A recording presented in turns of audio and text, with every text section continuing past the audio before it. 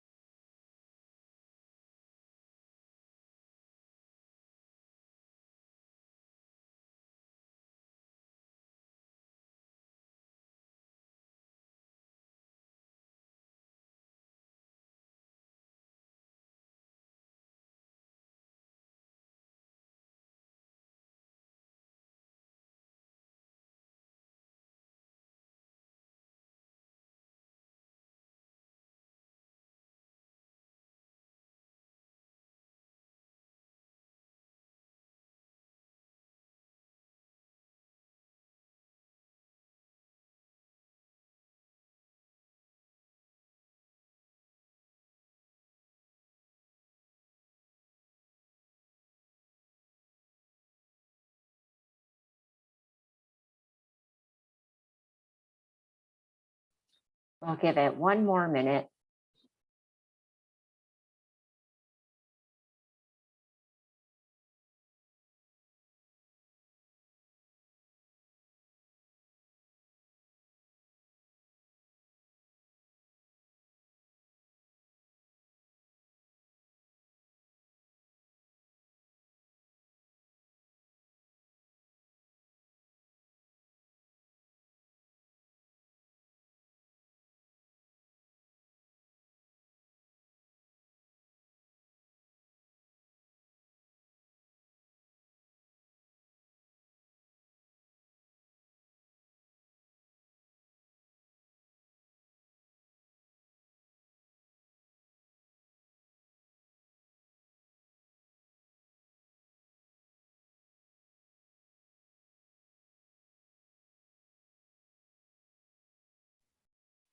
Okay, we are going to go ahead and get started. Small group today, but this will be recorded, and Shar and Aileen will be sure to follow up with a copy of the recording. And of course, anyone that wasn't able to join us will also receive that. Before we get started with introductions, I am wondering, Shar and Aileen, if you wouldn't mind putting in the chat for those of us from M&A to see who you are and what organization you are representing today. So thank you again for joining us for this GrantStation tour. My name is Claire Horlings, and I am the Business Development Officer for the Michigan Nonprofit Association. Also joining me today is Deanna Toko, Office Administrator for M&A, as well as Zaina Woodson, our Business Intelligence and Operations Director. I want to just point out that as a benefit of your M&A membership, please take advantage of this really great platform to help you with accessing grant opportunities and so on. And I know Julia will be taking a deeper dive into that. It's worth noting that without an M&A membership, your subscription to GrantStation would normally retail around $699 annually. So definitely take advantage of this platform if you have not already. One final note before I introduce Julia, please type your comments in the chat, and we'll be periodically checking that, and Julia will be answering any questions that come up. Thank you, Shar. You're from the city of Grand Haven. Wonderful. Love Grand Haven. Aileen, you're from Aspire in Lansing. Wonderful. Again, thank you so much for taking the time to join us. So with that, I will introduce Julia. She is the Administrative and Program Specialist with GrantStation. And Julia, I will hand it over to you now. Great. Thank you so much, Claire. And thank you all for having me today. I'm going to go ahead and share my screen just so we've got it shared. This is just a cover page for as I'm introducing myself, but I really appreciate coming here today. I've been working for GrantStation for about 3 years, and I am coming to you today from Richmond, Virginia. But our staff is located kind of all over. We've got several on the East Coast, like in Pennsylvania, one other in Virginia, but we also have some folks in Minnesota and rural Alaska as well, or not rural. I was going to say Grant Station was started in rural Alaska, but the couple of folks that we have are in in a city. But and then we have a few folks in Norway and Spain as well. They're kind of expats that happen to live out there. So we've just kind of got every different people online almost all the time.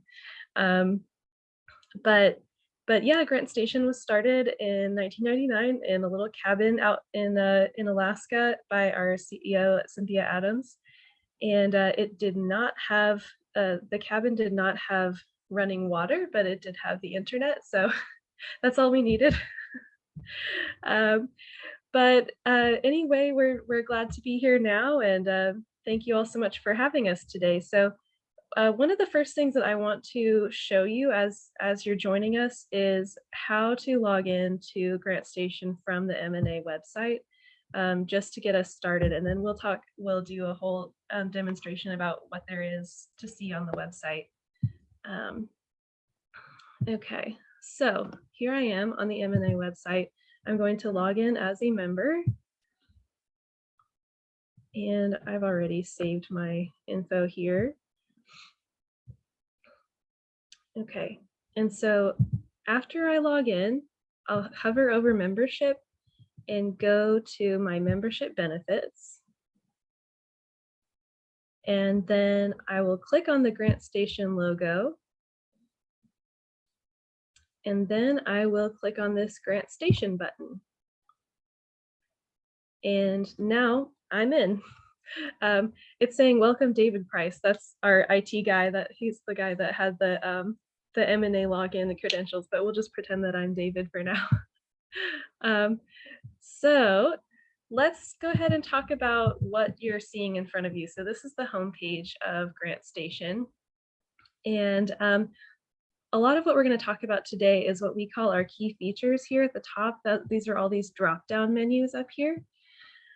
Today we'll talk about find grant makers, build strategy, write proposals, as well as these public resources. And we'll also spend a good amount of time talking about best practices for research in the databases that we have, as well as different learning tools that are on here as well. And there is a lot of information, so feel free to put your questions in the chat, and I'll be stopping periodically to try not to leave anybody in the dust. So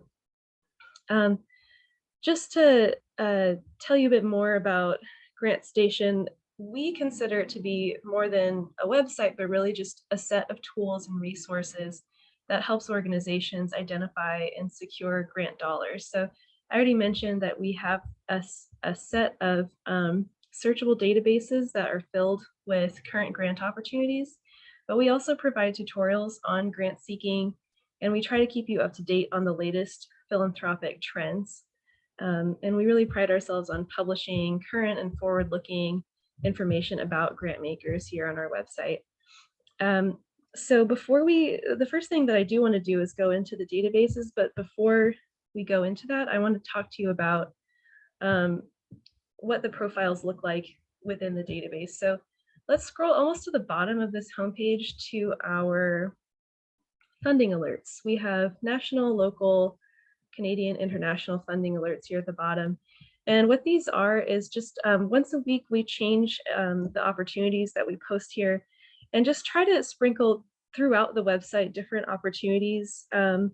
Rather than having rows and rows of them on the database and put the onus on you to find them, we try to put them in front of more eyeballs. So different opportunities are sprinkled throughout the website just to get more eyes on them. But so let's open one of these up for the National Funding Alert.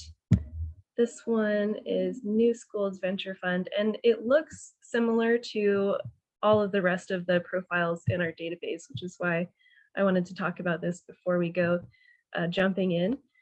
But basically what you'll see is on the left side, we have information about the grant maker. We also have application procedures. There's going to be, you can visit their website here. It shows the geographic scope. So sometimes it'll say USA, other times, well, and since this is on the homepage, it's going to say USA because it was a national funding alert. But in the databases, the geographic scope may be as granular as the city or county. And contact information for them. What is their total annual giving and grant range? And then application deadlines. So usually ones that you find on the homepage are going to have a deadline that's coming up, but it's not like happening immediately. So like you have a little bit of time to actually try to submit it. This is a fund or a foundation, so they do have an EIN number. And here you're able to visit the IRS website and you can copy paste that EIN number to view their 990 on the IRS website to find out more information about them. And last, I wanted just to note that we always try to be transparent about how often our profiles and records get updated. So we have a whole department of researchers that are the ones that create these profiles, and they update these profiles at least once a year, if not more, depending on the funding cycle and if there's more than one funding cycle in a year. Of course, this one, since it was on the homepage, was updated recently, but we always want to make sure that you all know that they're getting updated. And there's a couple more actions here on the top right corner here. You can save this particular opportunity and it will end up into your dashboard. So I'm going to click save. And it says that it's gone into my dashboard. I'll talk about the dashboard a little later, but it's a good idea as you're researching, scrolling through, if you see something that you might be interested in looking at later, then go ahead and save that so you don't lose it or have to try to find it again. You can also mark these as NA, like if say we were in the database and there were like 20 rows of these, and I've already looked at this one and I know that I'm just not gonna pursue it, I could mark it as NA so that when I'm doing my research, it doesn't show up. If you don't want to see this one, or you've already ruled it out and you don't want to like spend the brain space of remembering, oh yeah, I already ruled this one out. And the last thing I want to talk about on this profile is the member insights. This is when you click on it, a little pop-up anonymous survey appears that asks for your experience applying with this grant maker. So if you've applied to the New Schools Venture Fund in the last 3 years, we would really like to know about your experience with that application. Like, how would you rate the application process? How easy or difficult was it? Were there guidelines clear, easy to follow, etc.? So when people from this community will populate these responses, then it can help, we can help each other understand better and have set our expectations when we're applying to these different grant makers. Now this one, since it's kind of new, doesn't have any submissions right now, but if it did, it would be up here at the top that says like, see what other people are saying, with a hyperlink. But yeah, definitely encourage folks to participate in that. So one of the things before I move on to the database is that I just wanted to tell you and brag a little bit about GrantStation is that all of these profiles are what we call in the game, and our researchers make sure that everything is, of course, as up to date as it can be. They have relationships with these funders because of the of going back and forth, finding this information over the years. And sometimes when they're expecting a new funding cycle to start, they'll be in touch with the funder to say, hey, do you have anything to update about this grant as it's going back online? And if they answered in an email or something, then and we put it on our website, it may even be up to date sooner than is on the grant makers website, just from us doing our due diligence, trying to make sure that we have it all correct as they're starting their funding cycle. But any grant maker profile that you find on GrantStation is going to be what we call in the game, and that means that they're accepting letters of inquiry and unsolicited requests. And so that means that when you're in the databases, you don't have to waste time trying to figure out when you can apply, because you can apply right now. Of course, we'll display the deadlines here, and the deadlines could be a lot farther out than this one. But yeah, so that is to save you time so that you don't waste time on working on applications that won't be available. And sometimes whenever these funding cycles end, then they will get temporarily removed from the databases. They'll still be in your dashboard if you save them, but it'll say, like, just so you know, this is not open right now. But I think that's all I had to say. I had a, oh, thank you for using the chat. Okay, Sean asked, how do you determine or sort which opportunities you post? That's a good question, Sean. I think that our team really uses whichever opportunities are going to, at least for these spotlights and funding alerts, they're going to use ones that are going to be probably applicable to a lot of different organizations and also have an application deadline within the next couple of months, just because it's new, or it's, you know, it's relevant at the time. But let's go ahead and jump into the databases, and I'll stop yammering about about how it's all made. Okay, so let's click on Find Grant Makers.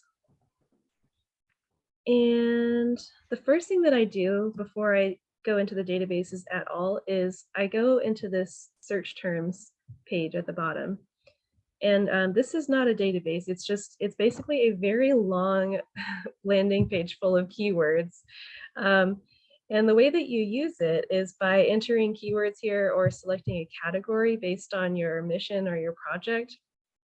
And then as you start to glean what kinds of keywords are going to be in the databases, it helps you brainstorm what different angles to take as you're doing your research. So today, let's say that my organization is working on building a trail out in the wilderness for youth to be able to exercise, and, you know, maybe it's in the city and they're trying to use their greenways.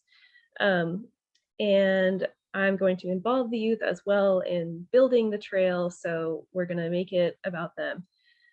So for that, why not just start easy and just type in the word trail in my keywords and see where that gets me.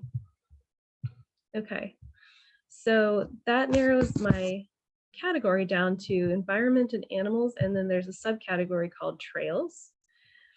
And I'm reading these keywords like greenway, development, etc., and either just remembering them or writing them down so that when I go into the other databases, like the federal database, if I want to use keywords, that I'm using the same keywords that the grant makers themselves are using in their descriptions. But, you know, I'm kind of interested in seeing what the whole category of environment and animals entails, not just this subcategory. I know this is going to work for us for sure, but let's just clear this and use the categories to go to environment and animals and see the whole thing. So it does entail a lot more than just the trails that we mentioned, but let's go down. So forest issues, community urban forestry, might be something that would be applicable to me. Green space and greenways is another is another good topic for me to keep in mind. And yeah, so wilderness, maybe lands protection, something like that. So it's a good idea to kind of play with it and see what all is available. Now, another way of looking at this, and I've said it before that your research can almost seem like a little Rubik's cube sometimes, where you just turn it and look at all the different angles. So one angle and one plane of that, one face of that Rubik's cube is, what are you doing building a trail? But another plane is, um, who is this for? So that's children in the community. Another plane is, what is the expected impact? And I would think that the impact would be to get young people outside more, maybe promote more healthy lifestyles, exercise, etc. So in addition to having in mind to search for specifically trails, we can use our categories to look for health and wellness and see what might be available here under health and wellness. And there is a subcategory here for healthy lifestyles, active lifestyle programs, physical fitness, etc. So this is another one that I'm definitely going to want to use. And it's totally different. It's going to provide totally different results than my previous one, but just as good results. So let's jump into the databases. We're going to go over these three today. There's US state government, US federal, US charitable. I'll show you US state first, although it is less dynamic than the other two that we're going to talk about. So this is basically a page of centralized URLs for you to go straight into the state agency that's offering grants. And we recently added this legend too, so because some of the agencies provide different types of support, like this one provides grants, miscellaneous support, and loans. But let's say I just want to click in here. I'll show you that we're now outside of the GrantStation website and into the page of the state agency that's talking about grants and loans. So really, this is just kind of a centralized place for you to see all of those state agencies. And that's all I wanted to say about that. But moving on to the more dynamic databases, we have our federal side here. And the way that you manipulate this criteria is you you start adding things in on the right-hand side. So I'm going to say that I'm a nonprofit. And then I'm going to keep scrolling down because that's given me 1,300 results just from adding that one criteria. But I'm going to keep scrolling down to my areas of interest. And now the federal side doesn't have quite as descriptive of areas of interest as the charitable side, so it doesn't have anything that will mention trails specifically, but it does have environment. Okay, so we got to 132, so let's keep going. And let's just say that I'm just going to use my keyword now and type in trail. And so that's given me 0 results, and that might be because I have just added in too many criteria for this to work. So I'm interested in seeing this keyword by itself without the area of interest. So I'm just going to delete it by clicking on this minus sign. And by taking out the area of interest and just using my keyword, I've got this result for the Fish and Wildlife Service, which could be really good for me. So I'll save it. I'll show you what it looks like on the inside too. It looks similar to the other one we talked about before. I mean, this one's a lot longer, but similar format going on here inside the profile. But so I've saved that to my dashboard, and I'll show you where it went later. But But yeah, that's all I wanted to show you on the federal side, just that um, you can use keywords to get to where you want to be in the federal side, and save criteria here as well. You can also save this search. So if I want to, if I don't have to, I don't want to have to remember how I got to this specific result. Um, I will just save that, and it will also end up in my dashboard. And I'll, but so there's a reason why we've looked in the federal side first, and we do recommend that you do your research in the federal database first, and then go into the charitable database. And that is because the charitable organizations find it compelling in a grant proposal for you to mention that you've done your research on the federal side, or maybe that you've exhausted your resources on the federal side, and then by the time you're coming to the charitable side, they know that you've done your research, and that they're going to be the ones that will need to fund you. So let's move into the charitable side. And I did that by clicking again on this drop down and switching between these two, but you can also navigate between the databases using this ribbon. It's the same. So I know that I'm in the charitable database because this one's highlighted blue. So I am going to do the same thing, manipulate the right-hand side here. So on the charitable side, I can indicate my state. So I'll say I'm in Michigan. And you'll notice that my list of states has disappeared. That's because this is a button with a drop down of all the states. So you can indicate more than one state if your organization serves more than one. I'm also going to choose national here as well. So I'm going to make my pool larger by including not just organizations that give in Michigan, but organizations that give all over the US. So we're starting out big, and then we're going to get small. Scrolling down to environment and animals is our key topic here, and then trails. Now I want to bring up too these little I buttons. You can hover over it and it will define any of these keywords if you're not quite sure what it entails. Okay, so I've added trails. That gets me to 21 results, which is pretty good.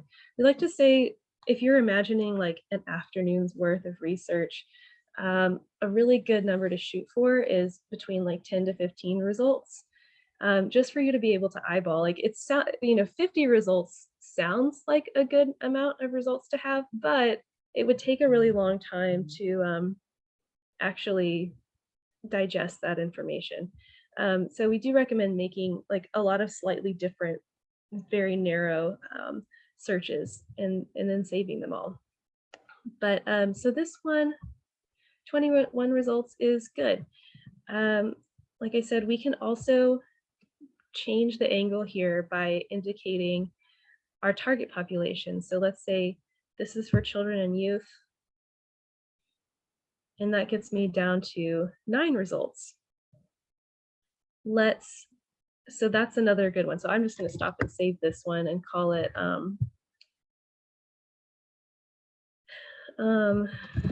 children trail, and save. And then I am thinking about changing this up so I can see some different results other than these 9. So let's take out trails. And so right now I just have children and youth, but I'm going to go back down to my areas of interest to health and wellness and choose my healthy lifestyles category to see what kinds of results we have there. So with these criteria, we have 35 results that are probably different than the 9 results that we had before. So lifestyles. Save. And Okay, so let's continue. We've got 35, so we've got some wiggle room here to start changing this. See type, so you can also indicate the type of support if you know that you want this grant to be used for capacity building, for emergency funds, etc. You can indicate that here. So let's say maybe it's equipment. I don't know. Then I get down to 8 results. Sometimes, and I also want to encourage you to look at grants that are not this narrow, because this is, I'm always tempted to try to find the exact best answer to my projects, like looking for trails specifically for children and youth. But there are a lot of grants out there that just have sort of a broad or generic mission, and so maybe they just want to support children and youth, and you don't have to put anything else in your category, or maybe they just want to support someone that's asking for equipment or a certain type of support. So don't limit yourself by thinking that it needs to fit a very niche mission. But so there are a couple more ways you can turn this around. There, you can also indicate the type of grant maker. So say that you want it to come from a foundation or a trust, then you can indicate that. And there's one more. Sorry, now I'm scrolling a lot. I hope if you're not getting dizzy. And lastly, you can change the location of the grant maker. You can also search for a specific grant maker if you know their EIN or their name. Okay, and so that about covers it as far as just some best practices using in the charitable side, the charitable database. Also, I pointed out earlier, this geographic focus is in Michigan, but the focus is really in Saginaw County. So it is a good idea, as you're looking in your results, to check out the focus here and see, like, if you happen to be in Bay or Saginaw counties, then this one, then you'll have a leg up with this particular grant maker. Okay, does anyone have questions right now? So I know I went through a lot. Julie, maybe it's more of a comment on what you just said. I thought it was, I appreciate that you pointed out that some of these funders have geographic focus points, and that's important to keep in mind. But I also want to encourage members, having worked in fund development myself, that you want to go into those websites of those funders, do some research. Some of them will provide quite a bit of information about who else they have funded and where those nonprofits, charitable organizations are located. And that can sometimes help paint the picture of how far-reaching they may grant. And there are times when you might make the assumption, oh, they're only going to grant organizations within this particular geographical region. But sure enough, it turns out they do grant making to organizations outside of that focus area. Not to mention the fact that there's quite a diversity in terms of how frequently these funders update their website. Sometimes the information is not current. So you sometimes have to dig a little bit more, but I think persistence is pretty key. But also that this is fantastic. Having used other grant sites, find this to be one of the most practical and easy to navigate grant resource sites. And truly that's a compliment to GrantStation, having it again utilize other platforms. So kudos to GrantStation. And I've gotten some of that kind of feedback as well from our membership.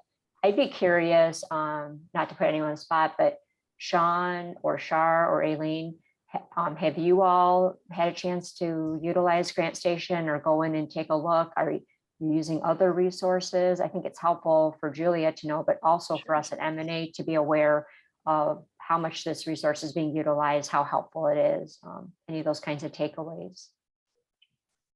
Well, I will say, hi, it's Sean. Hi. I will say that until today, I did not know this depth of the GrantStation was available to me as a member. And I don't know why. I'm sure it isn't your communication. It's what I've read quickly. But I'll pay attention to your newsletters when they come out from MNA. And there's usually a short blurb in there about GrantStation and a few of the things that are available. And that is all I've ever looked at. And so just, I mean, like I said, it's me, but just something to know, maybe post a big red sign or learn more here. And this is a free resource for you if you're an MNA member. I have used GrantStation before in a previous position, and it's very robust. Yeah, there's just a ton of information, and that's great that it's available to us. I'm excited about that. Thank you. Yeah, absolutely. I also saw that Aileen responded and said that this is kind of an intro for her. So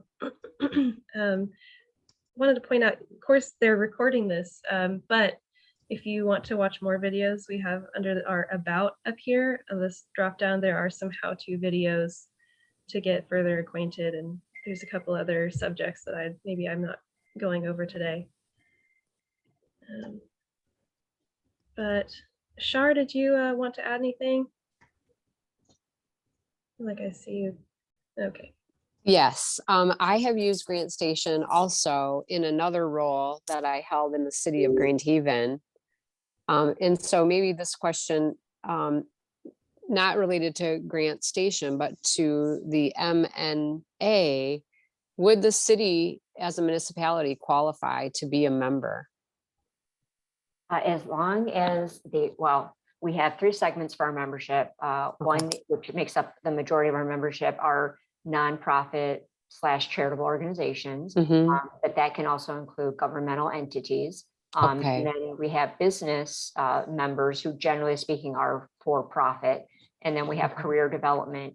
And that's primarily for individuals who are interested in getting into the nonprofit sector and are looking for ways to access resources and networking. So to answer your question, I would assume that, yes, there's a place for the city, and I'm happy to have follow up with you afterward. If I can help with that. Thank you. Sure, you bet. Great. And since you mentioned cities, I also wanted to point out back in the federal database here, I had said originally that I was a 501 for my example, but you can also indicate that you're a city or a county government here as well. Oh, sorry, my cat's joining me. This happens all the time. But he just can't. He can't resist that sweet laptop fan. But I think it's farther down here. Nope. It was. I think you checked it. Was it that what you're referring to? Yeah. I thought maybe there would be another government example, but there are quite a few opportunities there for city government as well. But so let's go into the dashboard. I keep talking about it and saving things to it. So now let's go and see what's in there. You get to it by clicking next to your name, and there's this drop down. And really the way that you should use it is just from left to right. So I'm going to start on projects, and I'm going to add a new project and give it a name like Youth Building Trails in Michigan. And then these areas here are really just text boxes, but it's providing you a space to start thinking about what you're going to end up writing anyway inside your grant. And then further down here, again, you can add in areas of interest that worked for you if you want to take a note of that and remember it, but it's not mandatory. So really, I'm not going to add anything else here except for the title. And then as I move on down the dashboard here, I'll be able to assign projects, or assign specific opportunities to this project. So here's the next step here is my save criteria. So I've got all three of these are different ones that I saved. If I click inside one of them, it'll take me straight back into the database. So it is definitely worth saving as you go, especially if once you get 4 or 5, 6 different pieces of criteria, it's going to be hard to remember. And the next day you won't have to think, how did I get those 9 results? I don't know.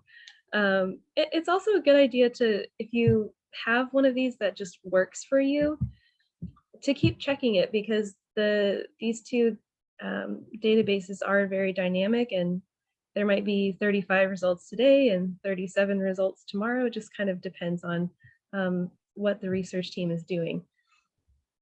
Also want to point out in my personal account, I have like 100 of these saved, and it's really hard to like navigate through there. So the best way to find these again once you're coming out of the databases and going into the database, into the dashboard, is you can click on this date created and it will sort by the date at the top. So if I had one from yesterday, it would be here at the bottom. Moving on down the ribbon, we've got our saved grant makers. These are going to be my individual opportunities that I saved as I was going. Again, if I click inside one of these, it'll take me into that grant maker profile. But I have a few actions here that I can do. So I'll show you everything. You'll notice that some of this is a little empty, and that's because we have to edit it. I can assign it to a project, and I can give it a priority. Let's go ahead and assign both of these. And I can also write notes as well. And then you'll notice that the next and last step I'll talk about in the database is called my plan. And you can actually add these individual opportunities to your plan if you intend to work on them soon. And the whole idea about the plan, and I'm moving to the plan now, is to be able to see everything all in one place. Multiple projects if you want. You can also, excuse me, my alarm, sorry. You can filter by project. So if I had like 5 different projects going on, I could just, sequester one of them if I wanted to. And again, here you'll notice this is a little bit blank, and that's because I need to add some information. So I've already assigned this to my project and created a priority. The status here is something that you can change manually, and we recommend doing that on the plan page just so that you can kind of see the difference between the two different, or all of the different opportunities that you've got going on at the same time. So like, say that there were 10 of these, you could see the different statuses and where they're all at in your pipeline. But moving back, I'm going to keep editing this. Say that I'm going to request 2,500, and then these application deadlines are being brought in from the database, so you can't change them, but you can add in dates, goal dates that you have. So you say that I have a goal to have my draft by March 15th, submit it by the end of the month, expected decision. And there's my notes. Save. So I've added in all this information here. A couple other things we can do. If you see this little plus sign here, you can actually add this to a Google Calendar, and it will appear as an appointment, just as a reminder for yourself about your goal date for your draft. Also, you can add reminders here on this actions area, and this is a place where you can send yourself an email. So if you don't use Google Calendar or just want to send yourself an email on a specific date, you can do that here. And you can do that as many times as you want to, but you can't schedule them like multiple ones ahead of time. You have to wait for the date to pass, and then you can come back in and send yourself another email at some point. And of course, you can remove and archive these as well if you're done with them. Julia, a But quick that's about it. question. Yeah. Question that if depending upon how many you would have stored here, and this is again another great tool to track them, because you could have multiple applications out there. Can that be downloaded to like an Excel spreadsheet? Is it downloadable? Yes. Okay, Yes. great. So Export to CSV. here's a CSV button, and you can absolutely download that and then share it and collaborate however you want with people. And yeah, that's definitely encouraged. Also, on this page, you can add a private grant maker if they're in your pipeline and they're just not on the GrantStation website. You can add them in so that you can keep track of everything here if you'd like. But that about covers the dashboard. Really, everything from the projects to the plan is you're just trying to add as much as you can, getting to the plan where you can see everything all in one spot. But let's continue. Well, does anyone have any further questions about the dashboard before I do continue? Okay. I'm not seeing too many. Also want to talk a little bit more about some of the resources we have on GrantStation, of which there are so many. But under this build strategy and write proposals of our key features here, I really think of these as kind of two sides of the same coin, which is the learning coin. Of course, when you think about learning about writing grants, you think about learning how to literally write grants. And we do have a lot of tutorials here about writing each of the different components broken down, like how to write the letter of inquiry, and all of the different pieces here. You can also view award-winning proposals and see what others did right to win their grants. So we actually have a competition every other year and ask folks to submit grants that they have won. And then we have a panel of judges judge amongst the pool which ones will be the best. So from this past fall, we had 13 top contenders. But if you want to read the number one winner out of our pool of about 250 entries, this is his proposal. So you can read the entire thing and see what made it so fantastic. And then the rest of these are also just really stellar examples of grant writing. And yeah, you can, even for a layman like me, who, like, I was one of the judges, and I'm not a grant writer, but we have a rubric, and checking off the different little components, you can just see some of them really rising to the top. They're just really fantastic pieces of grant writing. Okay, so I have a. Julia, can I interject? Is this updated annually? Because I'm still really new to GrantStation. Like I see winning grant proposal competition for 2021. So does it get updated like every couple of years, or how frequently are you turning all the content? So we do this competition every other year. So the next one will be in 2023.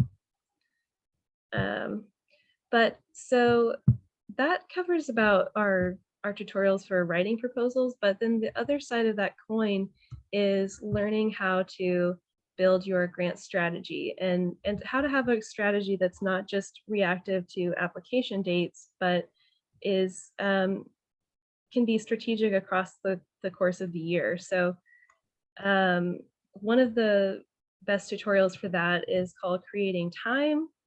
That helps you create an annual calendar and plan out your year that way.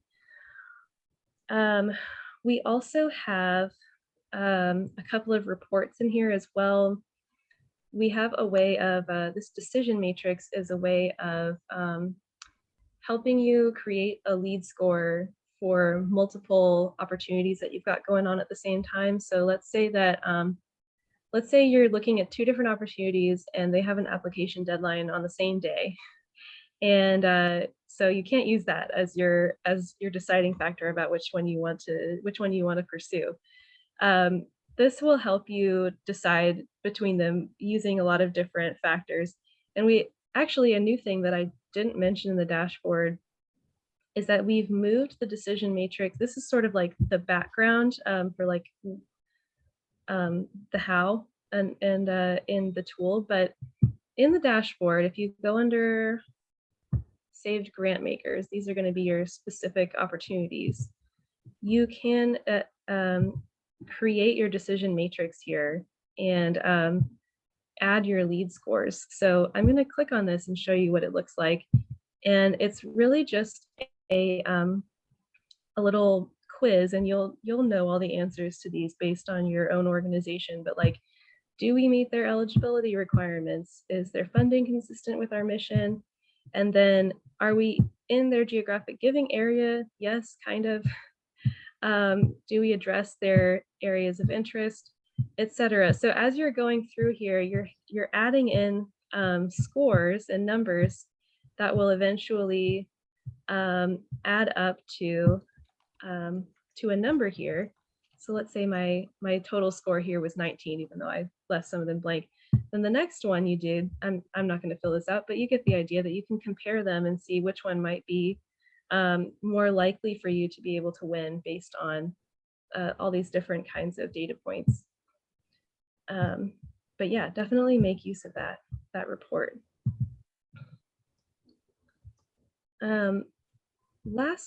Just also want to point out, if you haven't been to the build strategy section in a little while, we just about tripled the information here about I think it was last fall. So do take a look at all of the different learning topics here in build strategy.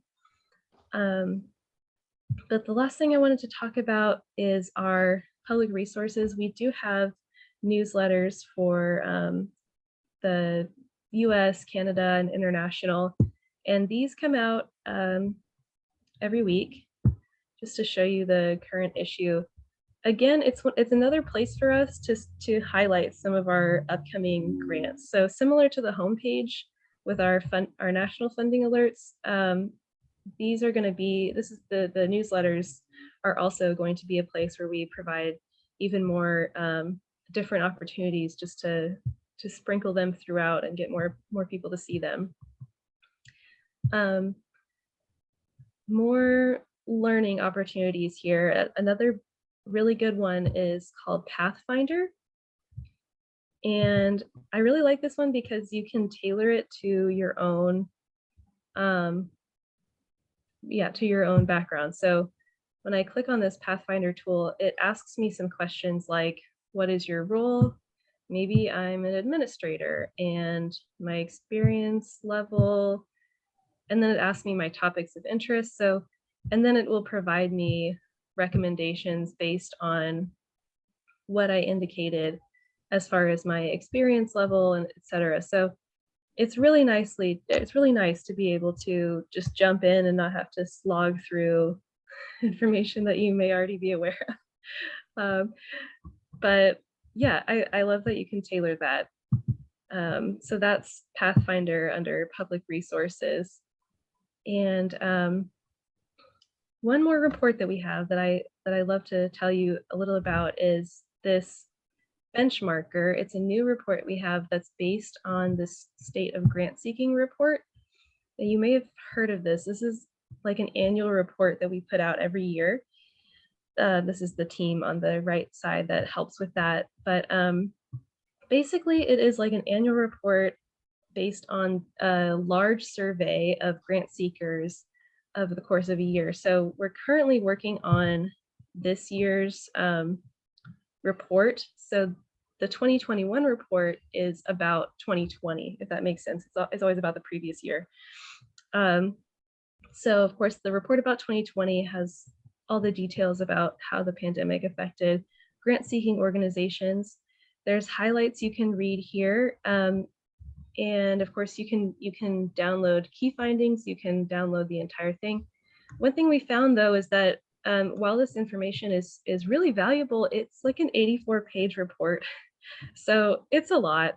So that's why we created the benchmarker. And really, I love it because it does what you would already be doing mentally while reading through the State of Grant Seeking report. And that is, it allows you to input your own organization's information and then compare it with others in the industry that answered the questions. So like, say that I have a medium budget, arts, culture, humanities. Give myself a name. I'm just gonna not do all of this, but some of it. And then see my customized report. So I indicated here by this X that my organization is 1 to 5 years old. I'm in arts and humanities, and then it breaks down the percentage of other respondents in arts and humanities, the age of their organization, what does their budget look like, what is their staff size, different. I mean, it's very in depth, of course, because it's a long report, and you can use as much or as little as you want. But I just love how, you know, if you're reading the report itself, you'd be thinking, okay, what's my budget compared to the other budget that I'm reading here? And this benchmarker really just does it for you. So definitely encourage folks to use that. And every time you run this, it does get saved in your dashboard for you without you doing anything. So going into the reports, my benchmarker here, this one that I just ran just now is already in my reports in my dashboard. So that's cool. Oh yeah, I could have clicked view on dashboard as well. But again, if this is useful to you, you can export it as a PDF or a CSV and use that information as you will. But yeah, that's about all I've got for you today. I know we're almost out of time here, and so with our last 2 minutes, I'd like to see if anybody else has further questions, and also encourage people to forward more of their questions to either me or our info@ group. It might be faster to contact the info group because there's a whole group of us on there. But really, we don't want you to have to sink or swim using GrantStation. If you reach out to us just saying like, I don't get how to use this report, but I want to, then a real human will walk you through with it either on the phone or using an email. And yeah, we've designed all these things and we want people to use them. So please do ask if you have the desire to use some of these reports and you just haven't gotten into it. Thank you so much, Julia. Really appreciate that. Extremely helpful. And again, such a practical tool. And it seems to me that the way you guys have set this up, it's a platform that is so user-friendly, whether or not you're brand new to the grant writing and research space, or you are intermediate or a more advanced person. The navigation of this site is phenomenal. So again, my compliments to you on that. So thank you again for today's presentation. Thank you everyone for joining us. This presentation was recorded and will be forwarded to each of you. If you have any general membership questions, please don't hesitate to reach out to me, and feel free to let me know how I can be of assistance with regards to your overall membership benefits. So have a great afternoon, everyone. Thank you again. Bye-bye. Thank you. Bye.